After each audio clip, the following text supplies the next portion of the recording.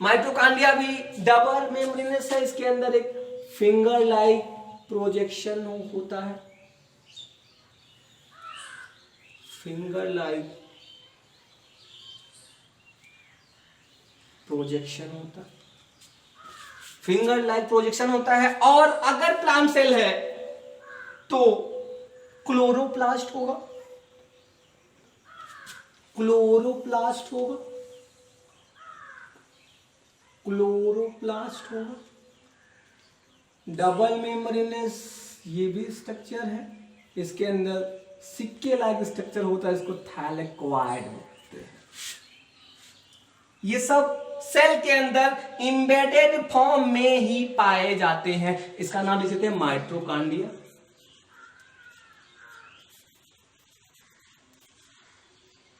Mitochondria, chloroplast,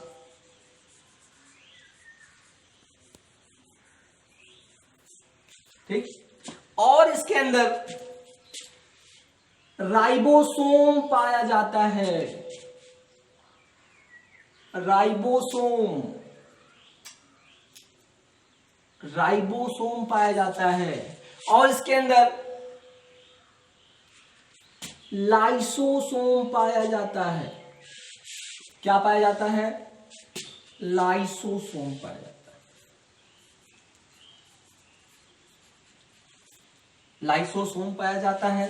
plant cell है तो इसके अंदर वैक्यूल भी पाए जाते हैं। प्लांट सेल है तो इसके अंदर वैक्यूल भी पाए जाते हैं, वैक्यूल भी पाए जाते हैं। इंडोप्लाज्मिक रेटिकुलम पाया जाता है, गाल्जी बॉडी आता है। एक एक टॉपिक हम डिस्क्राइब करेंगे, लेकिन आज हमको कुछ इंपॉर्टेंट चीजें बतानी है जो जानना बहुत जरूरी है कि सेल का इतना बड़ा इंपॉर्टेंस क्यों है। सेल के अंदर सेल ऑर्गेनेल्स पाए जाते हैं। हमने आपको बताया, हमने ये बताया कि इसके अंदर एक सेल ऑर्गेनेल्स है जिसको बोलते हैं क्लोरोप्लास्ट। क्लोरोप्लास्ट, क्लोरोप्लास्ट को एक और नाम से भी जानते हैं, किचन ऑफ द सेल। अक्सर ये क्वेश्चन आता है कि किचन ऑफ द सेल कौन सा सेल ऑर्गेनेल्स है, या इस सेल ऑर्गेनेल्स को किचन ऑफ द सेल कहते हैं, तो आप बोलेंगे कि क्लोरोप्लास्ट को कहते हैं। फिर पूछता है क्यों कहते हैं? क्योंकि जो फोटोसिंथेसिस है, फोटोसिंथेसिस का जो साइट है वो क्लोरोप्लास्ट है। फोटोसिंथेसिस का जो साइट है वो क्लोरोप्लास्ट है।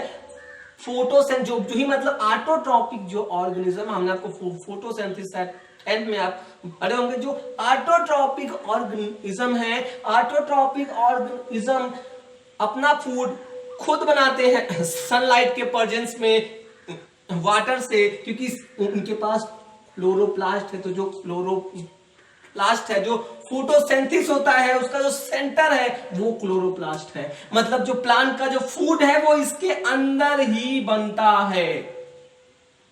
हम लोग का फूड कहां बनता है? किचन में बनता है।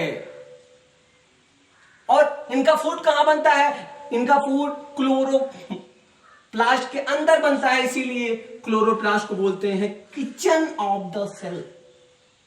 इसीलिए क्लोरोप्लास्ट को बोलते हैं किचन ऑफ द सेल। अब दूसरा मोस्ट इंपॉर्टेंट सेल ऑर्गेनेल्स है माइटोकॉन्ड्रिया। माइटोकॉन्ड्रिया को एक और नाम से भी जानते हैं, इसको बोलते हैं power house of the cell, मतलब कोशिका का ऊर्जा घर। इसको एक और नाम से जानते हैं power house of the cell, power house of the cell. Mitochondria को power house of the cell बोलते हैं।